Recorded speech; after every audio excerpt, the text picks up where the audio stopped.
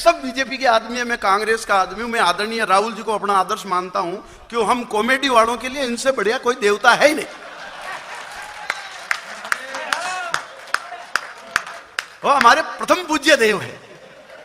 ये बढ़िया। मैं इस मस्ती शुरुआत करना चाहता हूं। वो अभी स्वच्छता अभियान की बात चली, स्वच्छता अभियान में सक्रिय भूमिका निभाने के लिए विजय माल्या जी का फोन आया, बोले मैं भी सफाई अभियान में दोबारा भाग लेना चाहता हूं।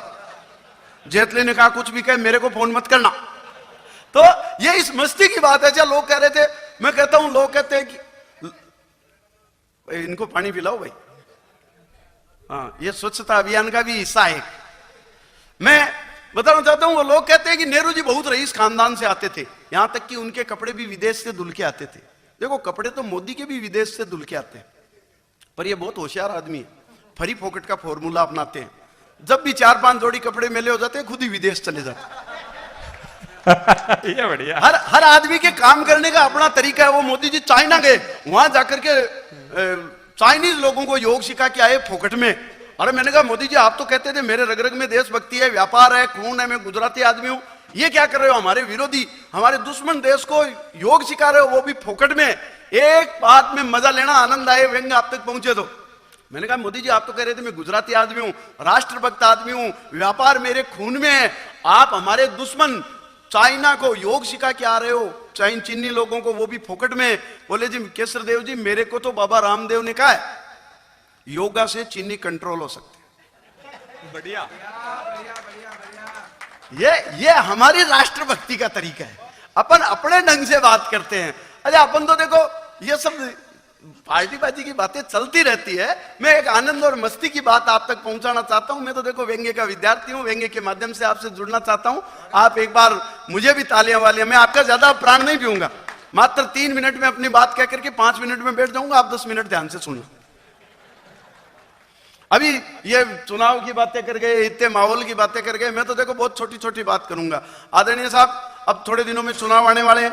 चुनाव के बाद ये कविता मेरी आप तक पहुंचाना चाहता हूं, जो आपको आगे लंबे समय तक याद रहेगी।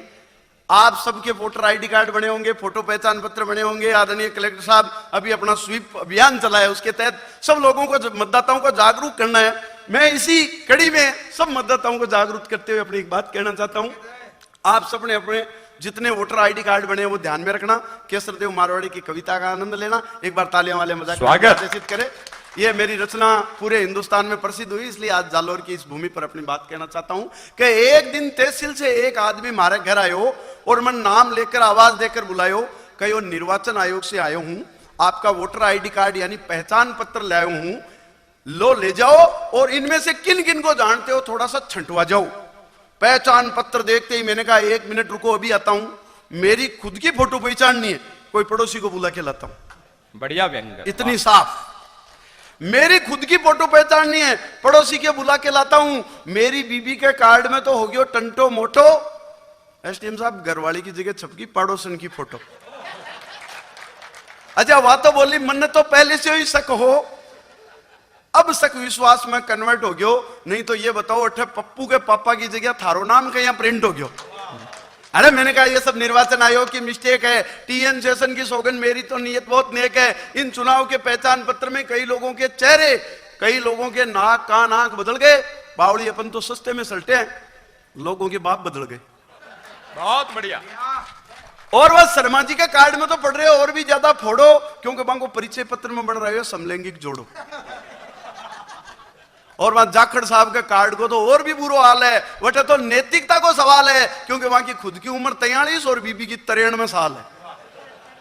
इवन तहसीलदार साहब खुद आपको नाम करेक्शन वास्ते भिजवायो है, क्योंकि वहां के खुद के नाम का आगे भी श्रीमती छपका आयो। तो साहब एड़ा चुनाव का पहचान पत्र बनी तो इलेक्शन कया वाला। वाह।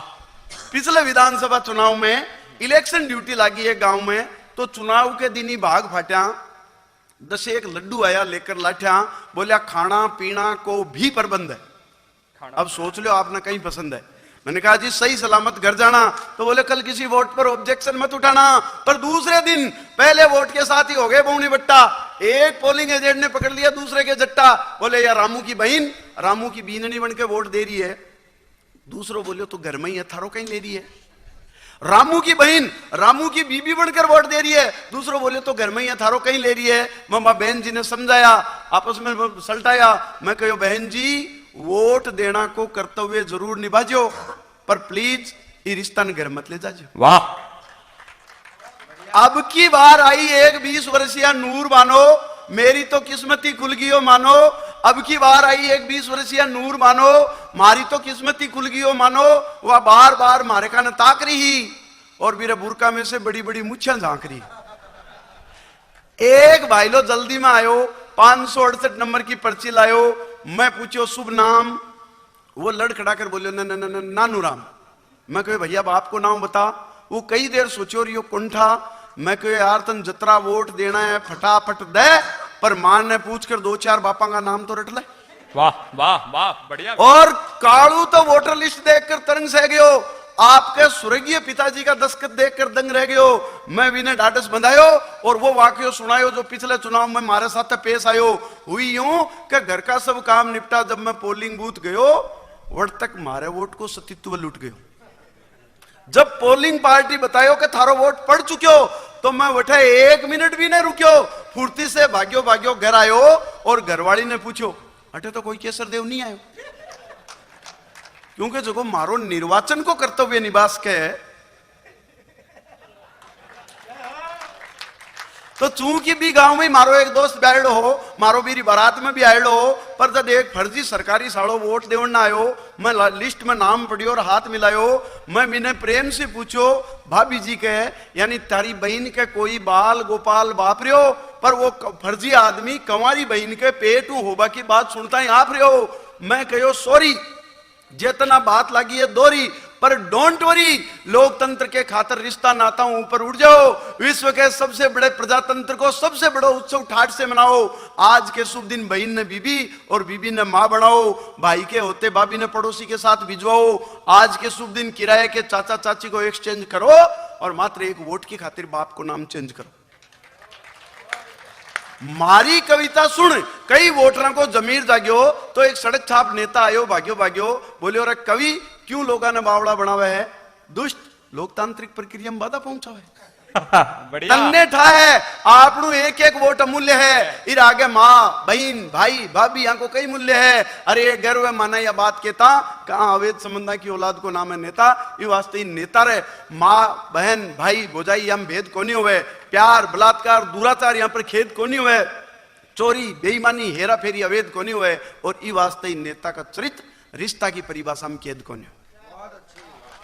और इन खातरी नेता का चरित्र रिश्ता की परिभाषा में कैद को नहीं हुए। और होवे भी क्यों, जद बैलेट बॉक्स में जद मत पेटी में बहन बीबी बनकर और बुआ मोसा साथे जासी, तो सब पेटी के पेट से एड़ा ही चरित्रवान नेता आसी। और हिंदुस्तान ने भी एड़ा ही नेता की दरकार है, क्योंकि राजनीति सेवा को नहीं व्यापार है। व्यापार में साम दाम दंड भेद सगड़ा से छड़े। भगवान करे भारत को प्रजातंत्र दूधा नावे पूता फड़े, दूधा नावे पूता फड़े। एक सीधी सी एक रचना, समय की सीमा है क्या अगर है जी? एक्चुअली क्या है, अब समय भी हो गया है। मैं चाहता हूं हमारे भाई हरीश हिंदुस्तानी जी जो संचालन कर रहे हैं, इन्होंने अब बेटियों पर बेटियों की जागृति के लिए बहुत बड़ा काम किया। झुंझुनू जिले में 17,000 बालक बालिकाओं की एक बड़ी रैली निकाल करके महिला जागृति के लिए इन्होंने एक अभियान चलाया। ये बेटी की बचाओ अभियान के एक एम्बेसडर बने। इनकी एक बेटी से संबंधित कविता, हमें समय सीमा को ध्यान में रखते हुए मैं आपकी तालियों के साथ हरीश हिंदुस्तानी जी को बुलाना चाहता हूं। हम निश्चित समय थोड़ा समय और लेंगे बस, और हम मर्यादा का ध्यान रखते हुए आज के कवि सम्मेलन को आगे के लिए स्थगित कर देंगे। भाई हरीश हिंदुस्तानी को तालियों के साथ एक बार हम